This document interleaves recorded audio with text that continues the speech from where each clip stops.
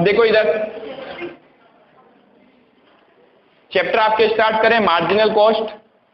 Marginal cost एक simple सा chapter है, लेकिन ये कॉम्प्लिकेटेड तब हो जाता है जब आपको इसके फॉर्मूला याद नहीं होते। ठीक है, तो सबसे पहले तो मार्जिनल कॉस्ट के अंदर आप करते क्या हो, हमें एक स्टेटमेंट बनाते हैं। यहाँ पर क्या बनाते हैं? स्टेटमेंट। अब ये स्टेटमेंट कैसे बनता है? आपका लगभग पूरा चैप्टर जो है ना ये स्टेटमेंट के ऊपर ही डिपेंड होगा। ठीक है, मार्जिनल कॉस्ट स्टेटमेंट बोलते हैं इसको अपन।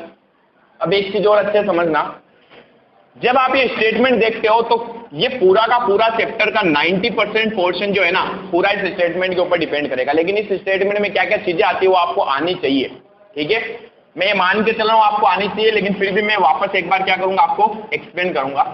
सबसे पहले हमें हमेशा सेल्स दे रखी होगी। क्या दे रखी होगी? सेल्स। इसमें से अपने को माइनस करना पड़ता है वेरिएबल कॉस्ट। वेरिएबल कॉस्ट, तो एक तो अपने को ये पढ़ना पड़ेगा कि ये वेरिएबल कॉस्ट क्या होती है। फिर सेल्स में से वेरिएबल कॉस्ट माइनस करने के बाद जो आता है वो होता है कंट्रीब्यूशन। क्या होता है? कंट्रीब्यूशन। एग्जाम में इस चैप्टर के 20 से लेके 22 तक के क्वेश्चंस बनते हैं। फ्री के नंबर है, 20 से 22 मार्क्स के क्वेश्चन। ठीक है, यस, अकेला चैप्टर 3 से 4 चैप्टर जितना बराबर है ये। ठीक है, और बहुत अच्छा चैप्टर है। सारी चीजें अच्छे से करोगे तो बहुत इजी लगेगा, लेकिन एक भी दिन छुट्टी ले ली या नहीं पढ़ा तो फिर दिक्कत हो जाएगी। ठीक है, तो सेल्स माइनस वेरिएबल कॉस्ट क्या जाएगा? कंट्रीब्यूशन। कंट्रीब्यूशन में से माइनस करते हैं अपन फिक्स्ड कॉस्ट। क्या माइनस करते हैं? Fixed cost. तो जो आता है उसको हम बोलते हैं प्रॉफिट। प्रॉफिट यानी किसी भी बिजनेस का जो प्रॉफिट होता है वो। ठीक है, सिर्फ 5 चीजें इसके अंदर। कितनी चीजें? ओनली 5। सेल्स हमें सबको पता है, माल हम जो बेचते हैं उसको सेल बोलते हैं। अब सेल के लिए अपने को क्या चाहिए होगा? यूनिट चाहिए होगी। कितनी इकाइयां बेचोगे, मल्टीप्लाई पर यूनिट कितने में बेच रहे हैं, unit multiply rate. Variable cost क्या होता है, समझा सकते हो कोई? What is the variable cost? Hindi में क्या कहते हैं इसको? परिवर्तनशील लागत। परिवर्तनशील लागत। ठीक है, हमने कॉस्ट शीट पढ़ी थी, याद हो तो आपको, वहां पर हमने कई वेरिएबल कॉस्ट पढ़ी। वेरिएबल कॉस्ट वो कॉस्ट होती है जिसका डायरेक्ट रिलेशन प्रोडक्शन के साथ में होता है। किसके साथ में? प्रोडक्शन। यानी जो डायरेक्टली प्रोडक्शन से रिलेटेड होती है और प्रोडक्शन के रेशियो में ही बदलती रहती है। अगर हमारा उत्पादन बढ़ेगा तो ये खर्चा भी क्या हो जाएगा? बढ़ जाएगा। अगर हमारा उत्पादन कम होगा, प्रोडक्शन कम होगा, तो ये खर्चा भी क्या हो जाएगा? कम हो जाएगा। ठीक है, तो एक्चुअल में वेरिएबल कॉस्ट का डायरेक्ट रिलेशन किसके साथ में होता है? प्रोडक्शन के साथ में। सपोज कीजिए मैं कहता हूं मैं 1 लाख यूनिट बना रहा हूं। कितनी यूनिट? 1 लाख में यूनिट बना रहा हूं। 1 यूनिट बनाने में 10 रुपए का मेटेरियल लगता है। कितने का? 10 रुपए का। तो बताओ अगर मैं 2 यूनिट बनाऊंगा तो कितना खर्चा आएगा? 20 रुपए। 1 यूनिट में 10 रुपए तो 2 में 20। 3 यूनिट बनाऊंगा तो 30 रुपए। तो क्या मैं कह सकता हूं जो मटेरियल होता है ये डायरेक्टली प्रोडक्शन से रिलेटेड है। जितना ज्यादा प्रोडक्शन करोगे उतना ज्यादा मटेरियल चाहिए होगा, और जितना ज्यादा मटेरियल चाहिए होगा तो उसकी लागत भी क्या आएगी? धीरे धीरे बढ़ती जाएगी। ठीक है, तो मटेरियल जो होता है वो कौन सा एक्सपेंस होता है? Variable cost. इसके साथ में एक एक्सपेंस और होता है हमारा जिसको हम बोलते हैं लेबर कॉस्ट। लेबर क्या होती है? हम उत्पादन करते हैं, प्रोडक्शन करते हैं, तो प्रोडक्शन करूंगा तो मुझे कुछ वर्कर चाहिए होंगे जो डायरेक्टली उसका मैन्युफैक्चरिंग करेंगे, उसका निर्माण करेंगे। ठीक है, उन लोगों को मुझे क्या देना पड़ेगा? अमाउंट पे करना पड़ेगा। मैंने कहा एक आदमी 1 यूनिट बनाने के 5 रुपए लेता है, तो ये रेट हो गई इसकी। पर यूनिट के कितने ले रहे हैं? 5 रुपए। तो बताओ अगर वो 2 यूनिट बनाएगा तो कितने लेगा? 10 रुपए। 3 यूनिट बनाएगा तो 15 रुपए। तो क्या ये भी वेरिएबल है? यस। वेरिएबल का मतलब क्या एक्चुअल में? वेरिएबल एक्सपेंस वो एक्सपेंस होते हैं जो प्रोडक्शन के रेशियो में क्या होते हैं? कम या ज्यादा होते हैं। अगर प्रोडक्शन आप बढ़ाओगे तो खर्चा भी क्या होगा? बढ़ेगा। अगर आप प्रोडक्शन कम कर दोगे तो खर्चा भी क्या हो जाएगा? कम हो जाएगा। ठीक है, उन एक्सपेंस को अपन बोलते हैं वेरिएबल। फिर बात करते हैं अपन फिक्स कॉस्ट। किसकी? Fixed cost. अब फिक्स कॉस्ट क्या होती है? फिक्स कॉस्ट ऐसी कॉस्ट होती है जिसका प्रोडक्शन से कोई रिलेशन नहीं होता एक लेवल तक। ठीक है, अगर हम प्रोडक्शन को बढ़ाएंगे तो इस खर्चे में कोई चेंजेस नहीं आता है, नो चेंज। चाहे आप कितना भी प्रोडक्शन कर दो ये खर्चा क्या रहेगा? सेम रहेगा। फॉर एग्जांपल मैं कहता हूं हमारे पास एक फैक्ट्री, उस फैक्ट्री का हम क्या कर रहे हैं? रेंट पे कर रहे हैं, किराया चुका रहे हैं। क्या चुका रहे हैं? किराया। अब मैं चाहे उस फैक्ट्री के अंदर 10,000 यूनिट बनाऊं तो भी मेरा किराया सपोज कीजिए 50,000 रुपए हर महीने का। कितना है? 50,000। अब मैंने एक महीने में 10,000 यूनिट बनाई, खर्चा कितना लगेगा? 50,000। बताओ अगर मैंने उस महीने 15,000 यूनिट बनाई तो क्या ये बढ़ रहा है क्या? ये तो अभी भी किराया तो 50,000 ही लगेगा। मैंने चाहे वहां 50,000 यूनिट बनाई तो भी ये खर्चा कितना लगेगा? 50,000। समझ पा रहे हो? तो फिक्स कॉस्ट एक्चुअल में क्या होती है? फिक्स कॉस्ट या फिक्स एक्सपेंस वो एक्सपेंस होते हैं जो प्रोडक्शन के रेशियो से कोई चेंजेस नहीं लाते, या अगर प्रोडक्शन कम ज्यादा करूंगा तो मेरा खर्चा क्या रहेगा? सेम रहेगा, उसमें कोई भी चेंजेस नहीं आते हैं, उसको अपन क्या बोलते हैं? Fix cost. क्लियर हुआ दोनों के अंदर पॉइंट? लेकिन अब बात क्या आ रही है अच्छे से देखना। मैंने ये कहा, मैंने कहा वेरिएबल कॉस्ट ऐसे एक्सपेंस होते हैं जो हमारे प्रोडक्शन के रेशियो में बदलते हैं, फिक्स कॉस्ट वो एक्सपेंस होते हैं जो हमारे प्रोडक्शन के रेशियो में चेंज नहीं होते। लेकिन पर यूनिट की अगर मैं बात करूं, ध्यान से देखना, पर यूनिट में क्या होता मालूम है? पर यूनिट के अंदर वेरिएबल कॉस्ट जो होती है वो सेम रहती है। क्या बोला मैंने? पर यूनिट, यानी एक यूनिट बनाने में वेरिएबल कॉस्ट क्या होगी? सेम होगी। आइए जरा इस एग्जांपल में, क्या ये वेरिएबल एक्सपेंस था? यस, हमने आपका प्रोडक्शन बढ़ा, खर्चा भी क्या हुआ? बढ़ा। लेकिन पर यूनिट जो है, एक यूनिट का, किसका? पर यूनिट का, ये सेम कब रहती है? पर यूनिट में क्या रहेगी? सेम रहेगी। सर कैसे? मैंने एक यूनिट बनाई, 10 रुपए का खर्चा आया, तो बताओ एक यूनिट पे खर्चा कितने का है? 10 का, 10/1, 10 रुपए। मैंने 2 यूनिट बनाई, कितने का खर्चा आया? 20 रुपए का। तो क्या मैं 20 रुपए में 2 यूनिट बना रहा हूं? यस। तो बताओ एक यूनिट का खर्चा क्या आएगा? 20/2। ध्यान से देखो, 10 रुपए। मैंने कहा यहां पर मैंने क्या किया? 30 रुपए का खर्चा किया।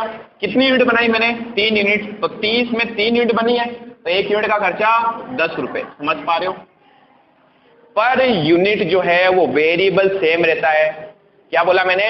पर यूनिट जो है वो वेरिएबल सेम रहता है, लेकिन ओवरऑल अमाउंट में, टोटल अमाउंट में क्या होता है? चेंज होता है। लेकिन अगर फिक्स खर्चे की बात करूं तो फिक्स एक्सपेंस जो होते हैं, किसकी बात कर रहा हूं? Fix expense. Fix expense total में हमेशा सेम रहता है, टोटल खर्चा जो होता है वो, लेकिन पर यूनिट चेंज होता है। ये कैसे? बेसिक कॉन्सेप्ट है, हल्का सा दिमाग अप्लाई करो, कोई बेसिक चीज है, कोई ज्यादा टफ नहीं है। बताओ मैंने यहां 50,000 रुपए में कितनी यूनिट बनाई थी? तो बता सकते एक यूनिट का क्या खर्चा आएगा? मैंने 50,000 में कितनी यूनिट बनाई? 10,000।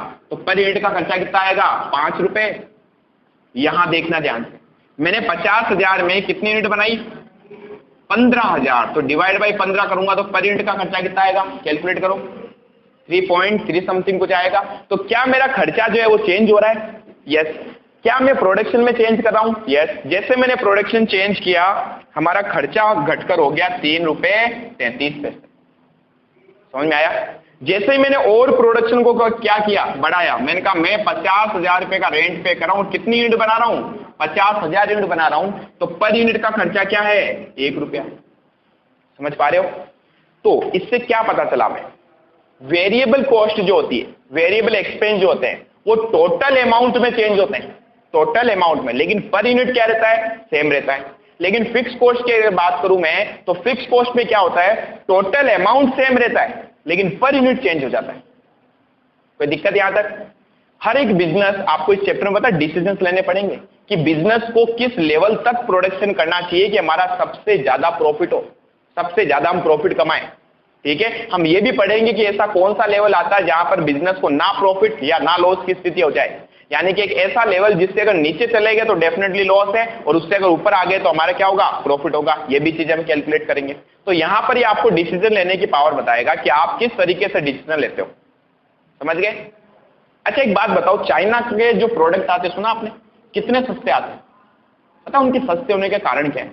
वो लॉट में प्रोडक्शन करता है। लॉट मतलब हैवी यूनिट्स का वो प्रोडक्शन करता है, और हैवी यूनिट प्रोडक्शन करने से, ध्यान से देखिएगा, आपकी फिक्स कॉस्ट है ना धीरे धीरे कम होती है। जैसे जैसे आप प्रोडक्शन बढ़ाते हो, आपकी फिक्स यूनिट जो है वो कम हो जाती है, और अगर आप हैवी प्रोडक्शन करोगे तो आपकी फिक्स कॉस्ट जो है वो धीरे धीरे कम होती जाएगी, जिससे आप अपनी सेल की वैल्यू कम कर सकते हो। जो चीज पहले 100 रुपए में बेचते थे, तो यहां पर आपका खर्चा भी तो कम हुआ, तो आप वही चीज अब 90 रुपए में, 95 में, 85 में सेल कर सकते हो। समझ में आया? तो हर एक बिजनेस को डिसीजंस लेने पड़ते हैं कि वो किस लेवल पर आके क्या करे? प्रोडक्शन करे। तो बहुत अच्छा चैप्टर है, नॉलेज को बहुत अच्छा इंक्रीज करेगा। हमें सारी चीजें यहाँ पर बेसिकली समझनी है, इन डेप्थ ये है ही नहीं। आप बीकॉम फाइनल के अंदर वापस से चैप्टर पढ़ोगे, कहां पर? बीकॉम फाइनल में। अगेन मार्जिनल कॉस्ट, ठीक है, सेम टू सेम चीज है, कोई नया पॉइंट नहीं आएगा। यहां से एकदम बेसिक क्लियर कर लेना अपना, ठीक है। तो ये जो सारी चीजें हम कवर करने वाले ना, वो एक स्टेटमेंट से कवर करने वाले हैं, जिसका बेसिक स्टेटमेंट ये है। अब इस स्टेटमेंट के लिए हमें क्या क्या पता होना चाहिए? सेल हमें पता है, कैसे निकालते हैं? जितनी यूनिट बेचोगे पर यूनिट की सेल प्राइस दे रखी होगी, हम सेल निकाल सकते हैं। वेरिएबल कॉस्ट क्या होती है? समझा दिया आपको। वेरिएबल कॉस्ट टोटल अमाउंट में चेंज होती है, लेकिन पर यूनिट क्या रहती है? सेम रहती है। इसलिए ध्यान रखना, जब भी हमें किसी भी चीज की कैलकुलेशन करनी हो ना, तो हम हमेशा वेरिएबल कॉस्ट को पर यूनिट के बेस पे लेते हैं। वेरिएबल कॉस्ट को क्या करते हैं? पर यूनिट के बेस पे लेते हैं। लेकिन फिक्स कॉस्ट तो हम हमेशा किसके बेस पे लेंगे? टोटल अमाउंट के बेस।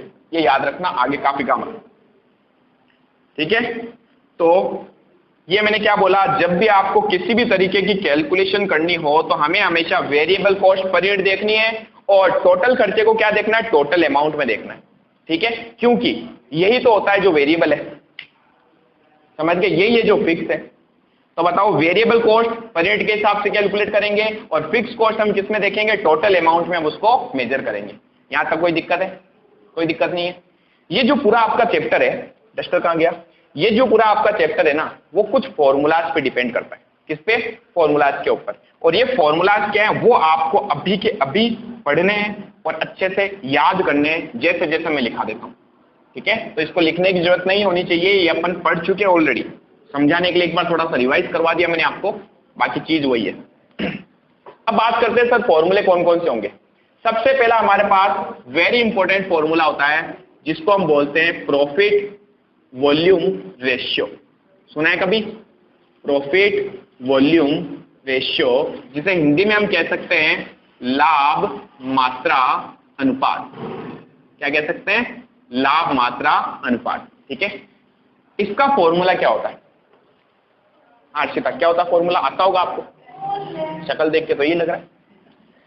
PV ratio. अच्छा, इसको शॉर्ट में हम क्या बोलेंगे आगे से? पीवी रेशियो, याद रखना, ठीक है। तो एक बार पूरा नाम लिखा रहा हूं, आगे से मैं शॉर्ट में वर्ड यूज में लूंगा। तो सबसे पहला हमें रेशियो कौन सा देखना है? प्रॉफिट वॉल्यूम रेशियो, जिसका फॉर्मूला होता है कॉन्ट्रीब्यूशन। सर, ये कॉन्ट्रीब्यूशन क्या होता है? ये क्या है बेटा? कॉन्ट्रीब्यूशन, ठीक है। कॉन्ट्रीब्यूशन कैसे आएगा? सेल्स में से अगर मैं वेरिएबल कॉस्ट माइनस कर दूं तो क्या आ जाता है? Contribution upon sales multiply 100। In short, आपको पीवी रेशियो क्या बताता है कि आपका जो कंट्रीब्यूशन है वो सेल्स का कितना परसेंट है। कंट्रीब्यूशन जो है वो सेल्स का कितना परसेंट है, ठीक है। ये हमारा फर्स्ट फॉर्मूला है। दूसरा फॉर्मूला हमें देखना पड़ेगा यहां पर, ब्रेक इवन पॉइंट। अभी मैंने आपको एक चीज बताई थी कि हम बिजनेस में एक ऐसा लेवल देखते हैं जहां पर आपको नो प्रॉफिट नो लॉस वाली सिचुएशन आ जाए। No profit no loss, economics में भी यही है, ध्यान से सुन लेना, ठीक है। इसको हिंदी में हम बोल सकते हैं सम विच्छेद बिंदु। क्या बोलते हैं? सम विच्छेद बिंदु। और इसका एक शब्द और है तटस्थ बिंदु। क्या बोलते हैं इसको? तटस्थ बिंदु। तो यहां अच्छे समझ लेना, वहां काफी हेल्प मिल जाएगी आपको। ब्रेक इवन पॉइंट, तटस्थ बिंदु, वो पॉइंट होता है जहां पर आपके बिजनेस में ना प्रॉफिट ना लॉस वाली कंडीशन आ जाए, यानी आपके जो खर्चे हैं आपकी सेल के बराबर हो जाए। मैंने कहा मैंने कोई चीज बनाई और 100 रुपए का खर्चा लगा, यानी ये क्या है? कॉस्ट है, और ये मार्केट में सेल भी 100 रुपए में ही हो रही है। आया समझ में? तो बताओ क्या कोई प्रॉफिट या लॉस होगा? नहीं। तो इसमें हम हमें लेवल चेक करने की किस लेवल पर मैं इतना काम करूं, यानी कि मैं कितने ऐसे यूनिट का प्रोडक्शन करूं कि मेरी जो कॉस्ट है वो बराबर आ जाए किसके? सेल वैल्यू के। ये हमें कुछ चीजें कैलकुलेट करनी है। इसका फॉर्मूला होता है, क्या फॉर्मूला होता है इसका? ब्रेक इवन पॉइंट का। ब्रेक इवन पॉइंट का फॉर्मूला होगा fixed cost upon PV ratio multiply 100। समझ गए क्या फॉर्मूला है ब्रेक इवन पॉइंट का? Fixed cost upon PV ratio multiply 100। ये जो मैंने आंसर निकाला ये अमाउंट में आएगा, यानी ये सेल के उस लेवल को बताएगा कि कितने रुपए का माल बेचे, ठीक है, कि हमारे पास में क्या आ जाए? ब्रेक इवन पॉइंट आ जाए। ये यूनिट में भी हम कैलकुलेट कर सकते हैं इसी को। फर्स्ट हो गया ये बी पॉइंट। अगर मुझे ब्रेक इवन पॉइंट चाहिए इन यूनिट, यानी हम कितने यूनिट सेल करें या कितने यूनिट का प्रोडक्शन करें कि हमें ब्रेक इवन पॉइंट पता चल जाए, ठीक है। इसका फॉर्मूला होगा fix cost divide by contribution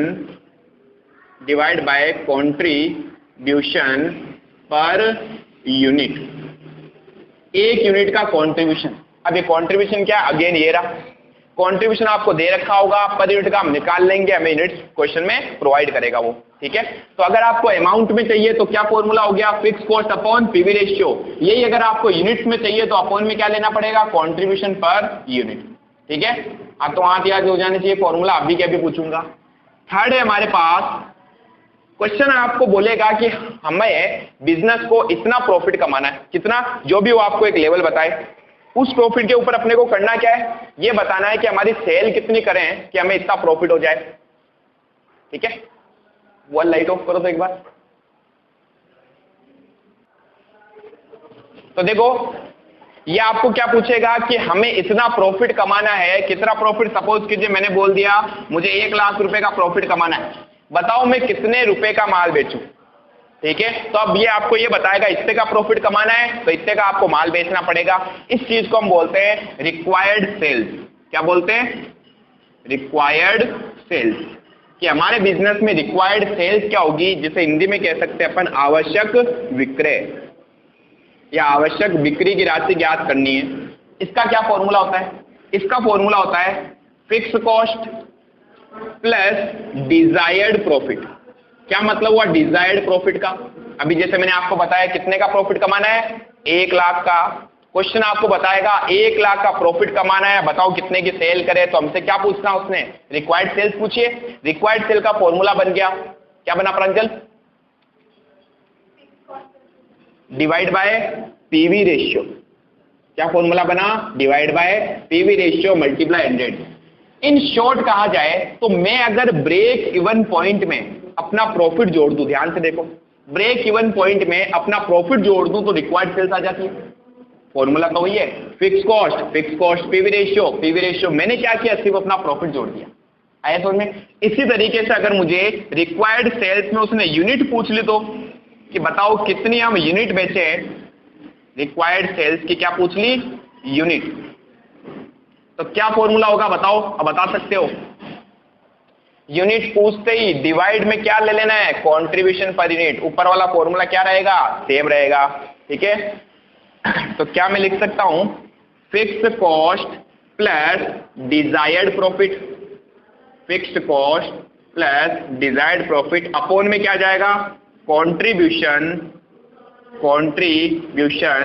per unit, ठीक है। यहां मल्टीप्लाई 100 नहीं होगा, याद रखना, मल्टीप्लाई 100 सिर्फ पीवी रेशियो में किया जाता है, क्योंकि पीवी रेशियो का आंसर परसेंटेज में आता है, इसलिए कंट्रीब्यूशन पर यूनिट का आंसर किस में आएगा, यूनिट्स में आएगा या रुपीज में आएगा, इसलिए कभी यहां पर मल्टीप्लाई नहीं करना। तो ये हमने अभी तक 3 फॉर्मूले देखे, चौथा फॉर्मूला एक और है लास्ट। इन 4 फॉर्मूला पे पूरा चैप्टर डिपेंड है। क्वेश्चन थोड़ा सा घुमा घुमा के पूछेगा, थोड़ा सा नहीं कुछ ज्यादा पूछेगा, लेकिन उसके लिए आपको अच्छे से इसको कवर करना है, ठीक है।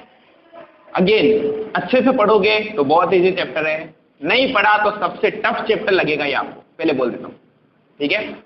अब हमने सर पीवी रेशियो देख लिया, ब्रेक इवन पॉइंट देख लिया, रिक्वायर्ड सेल्स देख ली, तो सर एक प्रॉफिट को क्यों पीछे रखे। अगर क्वेश्चन आपको ये पूछ ले रिक्वायर्ड प्रॉफिट बताओ अगर मैं इतने का माल बेचूं, क्या बोला मैंने, रिक्वायर्ड प्रॉफिट बताओ यानी आवश्यक लाभ ये बताना आपको, तो इसका फॉर्मूला क्या होगा, sales multiply PV ratio minus fixed cost, समझ गए। ये आ गया हमारे पास में क्या, प्रॉफिट। अब प्रॉफिट यूनिट में तो आ नहीं सकता, इसलिए सिर्फ इसका यही फॉर्मूला होगा, ठीक है।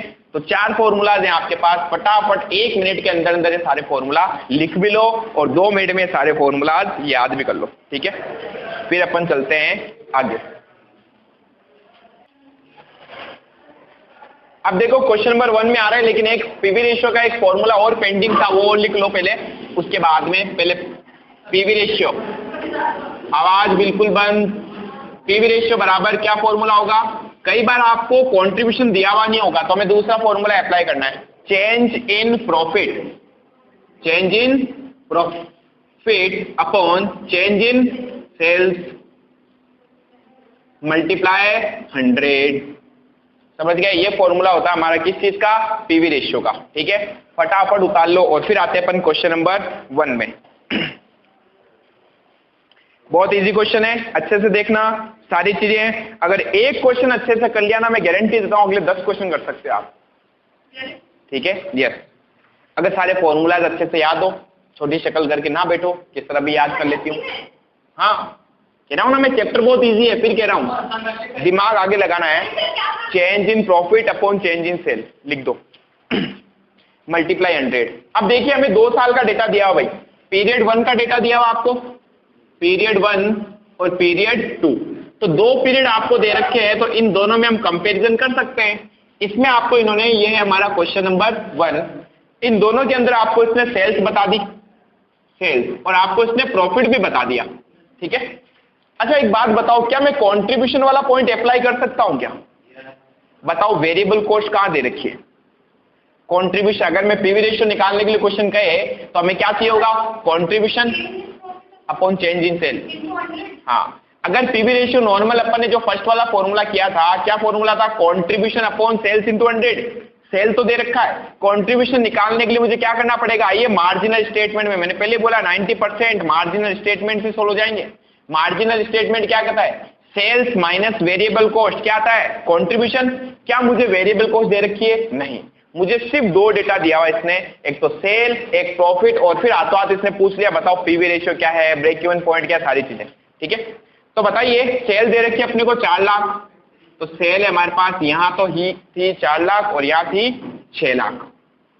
ठीक है, फिर अपने को इसने प्रॉफिट भी बता दिया, 40,000 का प्रॉफिट आपने यहां कमाया और 80,000 का प्रॉफिट यहां कमाया। अब देखिए क्या पूछ रहा है ये first point, calculate first PV ratio. बताओ पीवी रेशियो का फॉर्मूला क्या था? फर्स्ट हमने कहा पीवी रेशियो के हमने 2 फॉर्मूला देखे। पहला फॉर्मूला था कंट्रीब्यूशन अपॉन सेल्स इनटू 100, लेकिन हमने कहा कंट्रीब्यूशन कैसे आता है? सेल्स में से वेरिएबल कॉस्ट माइनस करते, तो क्या हमें वेरिएबल कॉस्ट दे रखा है? नहीं। फिर मैंने कहा दूसरा फॉर्मूला देखते हैं। दूसरा फॉर्मूला था चेंज इन प्रॉफिट। यस, इन दोनों में चेंज निकाल सकते हो, और ध्यान रखना जब भी चेंज निकालोगे तो second period minus first period करना है, ये याद रखना। ठीक है, तो हमने कहा हमारा फॉर्मूला होता है दूसरा वाला, change in profit upon change in sales, और क्योंकि पीवी रेशियो निकलता परसेंटेज में, इसलिए मल्टीप्लाई 100 भी किया जाता है, परसेंटेज में आंसर आ जाए। तो बताओ सेकेंड पीरियड में हमारी प्रॉफिट हुआ था 80,000 का, हुआ था, माइनस फर्स्ट पीरियड में कितना हुआ? 40,000। तो कंपेरिजन हमेशा कैसे करना है? सेकेंड माइनस 1, ये याद रखना। Divide by change in sale. देखते हैं, पिछले साल सेल थी हमारी 6 लाख की, और इस बार हमारी सेल हो गई है 4 लाख रुपए की। ठीक है, मल्टीप्लाई 100, 40,000 डिवाइड बाय 2 लाख लिख सकता हूं, 80 माइनस 40 40, 6 माइनस 4 2 लाख इंटू 100 कितना आएगा? 20 की 25, 20%। तो 20% आ चुका हमारा क्या? PV ratio. So simple. तो कुछ था इसमें? कुछ भी नहीं था। नेक्स्ट पॉइंट पूछा इसने, ब्रेक इवन पॉइंट कैलकुलेट कीजिए। हमने कहा second point, break even point का फॉर्मूला बताइए जरा इन अमाउंट। क्या फॉर्मूला था? Fix cost upon PV ratio, fixed cost upon PV ratio multiply 100। लेकिन दिक्कत वाली बात, फिक्स कॉस्ट कहां है? दे रखा है क्या? नहीं दिया हुआ है। कैसे कैलकुलेट करेंगे फिक्स कॉस्ट? ना एक्स मानेंगे ना सेल्स मानेंगे। ठीक है, अब सुनना, आपको पता 20% जो पीवी रेशियो आता है ये क्या होता है? फिर कह रहा हूं 90% क्वेश्चन स्टेटमेंट से सोल्व हो जाएंगे। सारे डेटा को स्टेटमेंट में ले जाके पुट करो। ठीक है, क्या मैं कह सकता हूं सेल्स माइनस वेरिएबल कॉस्ट आ जाता है कंट्रीब्यूशन? ध्यान से देखो, एक्चुअल में पीवी रेशियो होता है क्या मालूम है? पीवी रेशियो मैंने बताया था कंट्रीब्यूशन सेल्स का कितना प्रतिशत है। क्या मैं कह सकता हूं पीवी रेशियो ही कंट्रीब्यूशन का रेशियो होता है? भाई क्या फॉर्मूला था, याद है पीवी रेशियो का? वापस बताओ, पीवी रेशियो का ये नहीं पुराना वाला, कंट्रीब्यूशन अपॉन सेल्स इनटू 100। इसका मतलब ये होता है कि ये जो कंट्रीब्यूशन है ना, ये सेल का कितना परसेंट है, ये दे दिया आपको। तो क्या मैं इसके बेस पे कह सकता हूं कि हमारा जो कंट्रीब्यूशन है ना वो सेल का 20% होता है? यस। अच्छा, कंट्रीब्यूशन अगर 20% है तो डेफिनेटली वेरिएबल कॉस्ट होगा 80%। कैसे पता चला?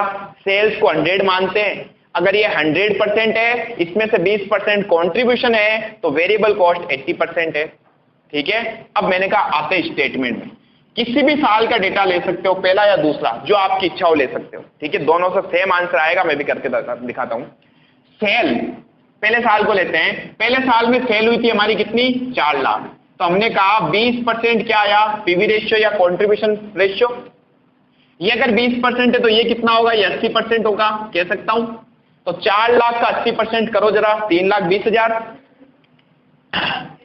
3,20,000 क्या आया हमारा? Variable cost. तो कंट्रीब्यूशन आ गया 80,000। यहां तक कोई दिक्कत? क्या कंट्रीब्यूशन में से फिक्स कॉस्ट अगर मैं माइनस कर दूं तो प्रॉफिट आ जाता है? यस। क्या प्रॉफिट दिया हुआ है? यस। समझ में आया? तो हमने कहा प्रॉफिट कितना है? अगर प्रॉफिट 40,000 है तो डेफिनेटली फिक्स कॉस्ट क्या आएगी? Balancing figure. 80 में से क्या घटाऊं कि 40,000? 40,000। तो 40,000। मजा आया? सर फर्स्ट नहीं, सेकंड वाले से करके बताओ। आ जाओ बेटा सेकंड में। सेकेंड ईयर में यानी सेकेंड पीरियड में हमारी सेल कितनी थी? 6 लाख। क्या 6 लाख का 80% कॉन्ट्रीब्यूशन होगा? वेरिएबल कॉस्ट होगा, कॉन्ट्रीब्यूशन तो 20 है। तो 6 लाख का 80% करो, 4,80,000। ठीक है, अगर 480 क्या है? वेरिएबल कॉस्ट, तो 1,20,000 क्या आ गया? कॉन्ट्रीब्यूशन। अगर कॉन्ट्रीब्यूशन 1,20 है और प्रॉफिट कितना कमाया? ध्यान से देखो, 80,000। बताओ कितना आया? 40,000। समझ में आ रहा कुछ? सर बराबर कैसे आ गया? तो यही तो पढ़ाया था, फिक्स कॉस्ट बराबर होता है, चाहे कितना ही प्रोडक्शन कर लो। चाहे पहले पीरियड में मैंने ये प्रोडक्शन किया तो भी हमारा फिक्स कॉस्ट 40 ही था। अगले पीरियड में हमने प्रोडक्शन किया, सपोज करो ये पहला साल है, ये दूसरा साल है। पहले साल में हमने प्रोडक्शन किया, पहले साल का फिक्स कॉस्ट 40,000 आया। अगले साल में देखो मैंने सेल बढ़ाई है, लेकिन क्या फिक्स कॉस्ट बढ़ा? नहीं। अच्छा, वेरिएबल कॉस्ट बढ़ी? यस, ऑब्वियसली बढ़ी। समझ पा रहे हो? अब बात करते हैं, फिक्स कॉस्ट हमें पता चल गया। कितना है फिक्स कॉस्ट बताइए? 40,000। ये हमने वर्किंग नोट से निकाला। अब निकालना अपने को break even point in amount. अच्छा, यूनिट में निकाल सकते हो क्या? नहीं निकाल सकते। बताओ क्यों? क्योंकि क्वेश्चन ने यूनिट हमें टोटल, यहां पर यूनिट नहीं दी कि सेल्स की यूनिट कितनी थी। अगर यूनिट होती है हमें दे रखी तो हम क्या कर लेते? पर यूनिट का भी कैलकुलेट कर लेते, लेकिन यूनिट तो दे ही नहीं रखी। ठीक है, तो जब यूनिट नहीं देगा, यहां पर, यहां की नहीं बोल रहा हूं, यहां पर यूनिट नहीं देगा तो आप कभी भी यहां यूनिट में आंसर निकाल ही नहीं सकते। क्योंकि क्या मैं कंट्रीब्यूशन पर यूनिट निकाल सकता हूं? मुझे क्या पता कितनी काया बेची हमने? पता होगा तो मैं सीधा इसमें डिवाइड कर दूंगा नंबर ऑफ यूनिट्स का, तो मुझे कंट्रीब्यूशन पर यूनिट पता चल जाएगा। लेकिन फिलहाल यूनिट नहीं दी इसने, टोटल अमाउंट दिया, तो हम भी ये ब्रेक इवन पॉइंट किस में निकालेंगे? टोटल अमाउंट में। ठीक है, बताओ फिक्स कॉस्ट कितनी है? 40,000 डिवाइड बाय पीवी रेशियो कितना है? 20%। 20 × 100 लिखना है। ठीक है, बताओ कितना आएगा? 40,000 डिवाइड बाई 20 × 100, 2 लाख रुपए का। अगर आप ध्यान से देखना, ब्रेक इवन पॉइंट क्या होता है, अच्छे से समझना इस पहले क्वेश्चन को, ताकि आगे की सारी चीजें क्लियर हो जाए। ब्रेक इवन पॉइंट एक ऐसा लेवल होता है सेल का जहां पर आपको ना प्रॉफिट होगा ना लॉस होगा। सर सिद्ध करके बताओ। आ जाओ बेटा इधर, बताओ। पहले साल को ले लेता हूं। ठीक है, क्या मैं कह सकता हूं सेल अगर मैं 2 लाख की करूं, यही तो है ब्रेक इवन पॉइंट का मतलब क्या है? एक ऐसा लेवल सेल का जहां पर अगर आप माल बेचोगे तो आपको नो प्रॉफिट नो लॉस वाली कंडीशन आएगी। हमने कहा देखते हैं चेक करके, क्या मैं 2 लाख का माल बेचूं? हमने कहा yes. Minus, sir variable cost कितनी होगी? दिया हुआ है ना 80%, सेम ही होगी। इसका 80% 1,60,000।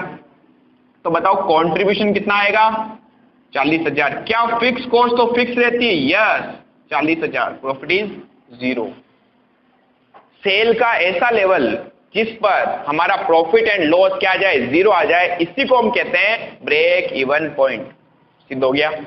समझ में आया कि कोई दिक्कत? तो ये हमें सिद्ध करने के लिए, समझाने के लिए था, ये आपको उतारना नहीं उतारना तो वो है। ये वर्किंग नोट फर्स्ट था जहां से हमने क्या निकाला? Fix cost, calculation of fixed cost. ठीक है, फिर आगे बढ़ते तीसरा पॉइंट। अब देखो क्या पूछा है, फिक्स ओवरहेड। लो वो तो हमने निकाल ही लिया, तो ये वर्किंग नोट का पार्ट नहीं, ये पॉइंट नंबर 3 हो गया हमारा। ठीक है, पॉइंट नंबर 3। तो फर्स्ट पॉइंट पूछा पीवी रेशियो, सेकंड पॉइंट पूछा इसने ब्रेक इवन पॉइंट बताओ, जिसके लिए हमने क्या कैलकुलेट किया, पहले फिक्स कॉस्ट, ठीक है, उसके बाद आ गया ब्रेक इवन पॉइंट। अब नेक्स्ट क्या बोल रहा है, ध्यान से सुनना क्या कह रहा है, कह रहा sales to earn a profit of ₹1,60,000। Sale का वो लेवल बताइए जहां पर आप प्रॉफिट कितना कमाना चाहते हो, 1,60,000। पता है क्या पूछा इसने, क्या पूछा है, रिक्वायर्ड सेल्स, सेल ही तो पूछ रहा है, कह रहा सेल का वो लेवल बताना है जहां पर आपका प्रॉफिट कितना हो जाए, 1,60,000। तो हमने कहा लगाओ चौथा फॉर्मूला, रिक्वायर्ड सेल्स, याद है कुछ, रिक्वायर्ड, एक तो स्पेलिंग में भी, required sales, in amount calculate करना है, यूनिट तो अगेन दे नहीं रखी तो हम कैलकुलेट नहीं कर पाएंगे। क्या फॉर्मूला था, अरे नरेश उनसे पूछ रहा हूं, नाम चेंज कर लिया, fix cost plus desired profit. ध्यान से देखिए, डिजायर्ड प्रॉफिट दिया हुआ है ना, कितना कमाना चाहते हैं, 1,60,000। इस लेवल पर divide by PV ratio, PV ratio हमने कैलकुलेट कर ही रखा है। तो जरा बताओ रिक्वायर्ड सेल क्या जाएगी, फिक्स कॉस्ट क्या 40,000 होगा, यस निकाल रखा है, फिक्स कॉस्ट है 40,000 प्लस डिजायर्ड प्रॉफिट कितना कमाना चाहते हो, 1,60,000 बोल दिया क्वेश्चन ने। कह रहा अगर आपकी कॉस्ट ये है फिक्स कॉस्ट, आप 1,60,000 कमाना चाहते हो तो इस लेवल पर सेल कितनी होगी, अपॉन में पीवी रेशियो 20 × 100, ठीक है, कितनी सेल करोगे,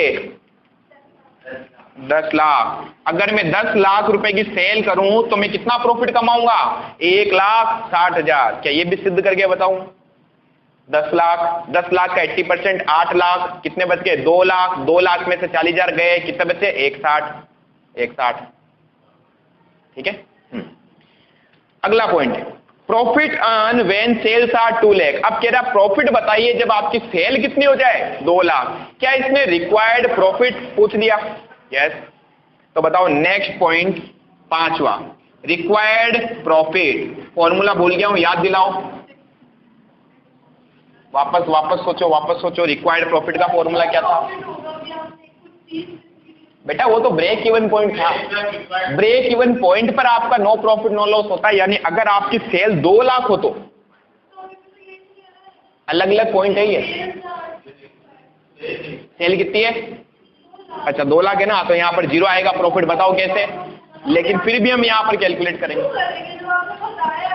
profit earn when sales are 2 lakh, बताओ प्रॉफिट कितना होगा अगर आपकी सेल कितनी हो जाए, 2 लाख। तो क्या फॉर्मूला बताया था madam, sales into PV ratio minus fix cost. ध्यान देना, क्या ये वही लेवल है, यस। तो ध्यान रखना 0 ही आएगा। अब क्वेश्चन कह रहा है, देखते हैं आता है कि नहीं। क्या सेल आपके पास दे रखी है कितनी, 2 लाख रुपए की, इनटू पीवी रेशियो कितना था, आवाज बंद बिल्कुल, पीवी रेशियो कितना था 20%, इसका 20% माइनस फिक्स कॉस्ट कितनी थी 40,000, ठीक है। 2 लाख का 20% 40,000 माइनस 40,000 0, ठीक है। हाँ, ऐसे मैजिक आपको रोज करने घर जाके, आज 5 से 6 ऐसे मैजिक करने, फटाफट इसको उतार लो जल्दी से, फिर बहुत सारे होमवर्क दे देता हूं मैं आपको, बढ़िया बढ़िया।